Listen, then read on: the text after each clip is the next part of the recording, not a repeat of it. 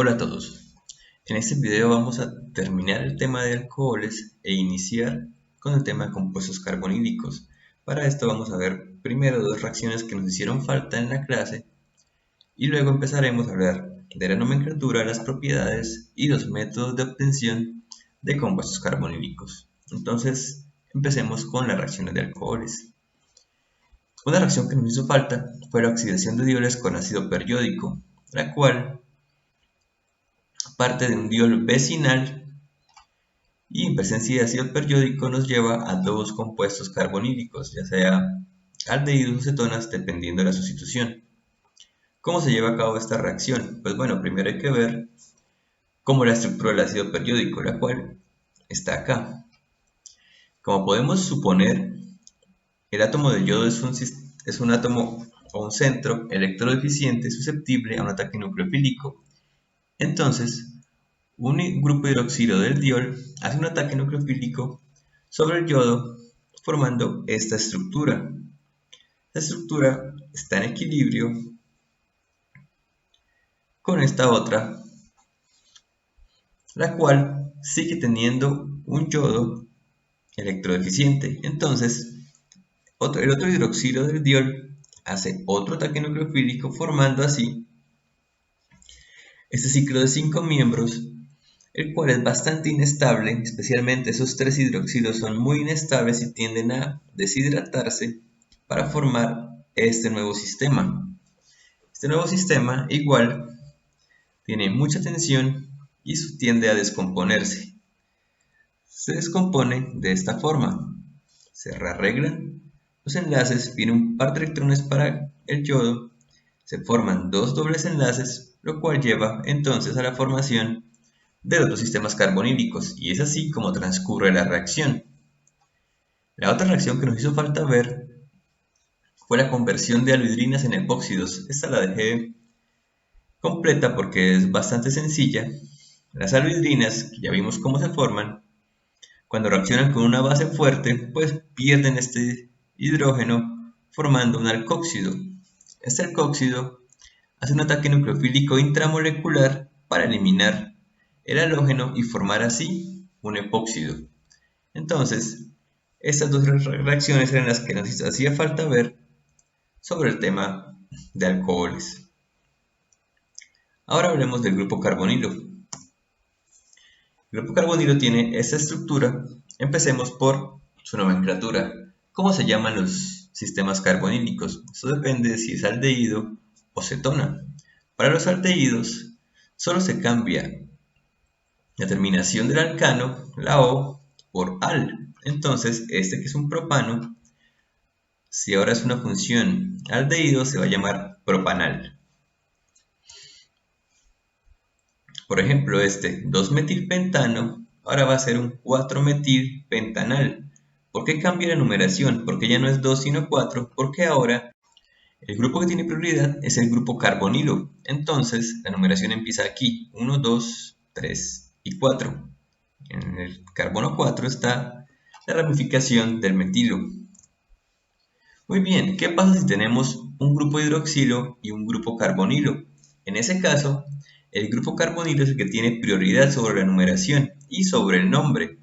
Así que, en este caso, este aldehído se llama 3-hidroxipropanal, ya que el grupo hidroxilo está en la posición 3. ¿Qué pasa cuando hay un ciclo? Es muy interesante ya que el ciclo tiene que nombrarse como un sustituyente. Y el nombre correcto sería ciclopentano carbaldehído. El carbaldehído hace referencia a esta parte de la molécula. Entonces, ciclopentano, el ciclo que tenemos acá, carbaldehído, el carbono que está saliendo. También algunos tienen nombres particulares, los cuales pues son conocidos comercialmente. Por ejemplo, el benzaldehído, que podría llamarse benceno carbaldehído, el acetaldehído y el formaldehído, que son los equivalentes de etanal y metanal. Ahora bien, veamos el caso de las cetonas. ¿Qué pasa con las cetonas? En este caso, la O se sustituye o se complementa con ona. Entonces, el propano ya vendría siendo una propanona. Si es de 4 carbonos, butanona. Si es de 5, 2-pentanona. ¿Por qué 2? Porque esta función carbonílica podría estar en el carbono 3 también. Por ejemplo, en este caso, donde tenemos una 2-metil-3-pentanona, ya que la función carbonila está en la posición 3. Tengan en cuenta que en la propanona y la butanona se omite la numeración porque la propanona solo tiene esta posibilidad y la butanona, sea donde sea, sería una 2-butanona. Entonces, pues se puede omitir. ¿Qué pasa si tenemos un sistema cíclico? Por ejemplo, si tenemos un ciclo de 6 con una función carbonílica, pues esa se llamará ciclohexanona. Hay otra forma de llamarlas. En algunos casos no es tan sencillo ubicar la posición de la función carbonílica y nombrar la cadena. Las cetonas tienen la ventaja de que se puede llamar dependiendo de lo que sustituya al grupo carbonilo. Por ejemplo, en este caso tenemos a la ciclopentil vinil cetona. Y en este caso tenemos a la etil fenil cetona. Entonces se puede nombrar también poniendo los sustituyentes de uno y otro lado. ¿Qué tal que se puede tener también en cuenta que las cetonas tienen prioridad en la nomenclatura? Entonces, si tenemos un grupo funcional como el alqueno y la cetona, la numeración va a empezar por acá, dándole el número más bajo a la cetona, como en el caso de la 3-penten-2-ona. Pero, si hay un aldehído y una cetona, en este caso es el aldehído el que tiene prioridad, y la cetona se nombra como una función oxo. Así que aquí tenemos al 3-oxohexanal. Pero no siempre los compuestos carbonilos son los que tienen prioridad. Cuando está su equivalente más oxidado, es decir, los ácidos carboxílicos, pues, sin importar si es aldehído o cetona, se tienen que nombrar como sustituyentes. Tenemos el caso del ácido 4-oxobutírico y 3-oxobutírico. De igual forma, hay cetonas que tienen nombres particulares, como la acetona, la acetofenona y la benzofenona. Ahora hablemos de las propiedades del grupo carbonilo. Lo primero que hay que tener en cuenta es que el grupo carbonilo es un dipolo. ¿Por qué? Porque tiene un extremo positivo y un extremo negativo, ya que tenemos un átomo de oxígeno, sp2, que está quitándole mucha densidad electrónica a este carbono. Entonces, ese momento dipolar va a definir ciertas propiedades de los sistemas carbonílicos. Pero para ver las propiedades voy a hacer una comparación con un alcohol. Entonces, tenemos el acetaldehído y el etanol. Ambos tienen 2 carbonos, un átomo de oxígeno, solo que el aldehído está más oxidado que el alcohol. ¿Son solubles en agua? Pues sí, si están rodeados de agua, ambos pueden hacer interacciones, ya sea un puente de hidrógeno con el dipolo del aldehído o puente de hidrógeno entre el agua y el alcohol. Sin embargo, esta solubilidad empieza a decaer a medida que la cadena crece. Es que solo el acetaldehído, tal vez el propanal, tienen solubilidad en agua, mientras que en el caso de los alcoholes, incluso hasta el terbutanol, se tiene miscibilidad completa. Entonces, ¿por qué es más soluble el alcohol que el aldehído? Porque este hace puentes de hidrógeno, que son interacciones mucho más fuertes y forma redes mucho más complejas.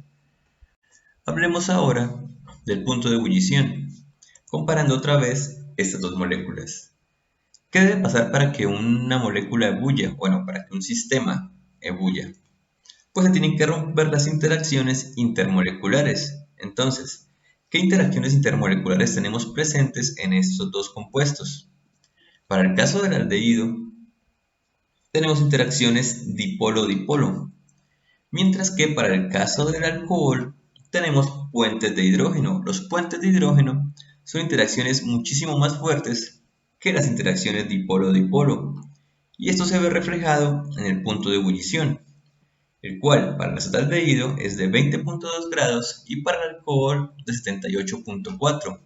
Esta gran diferencia en los puntos de ebullición lo que nos dice es que es mucho más difícil romper la red de puentes de hidrógeno que se forman en el alcohol que la red de interacciones dipolo-dipolo que se presenta en los compuestos carbonílicos. Muy bien, esa sería la parte correspondiente a las propiedades físicas. Vamos a ver ahora cómo se sintetizan los compuestos carbonílicos.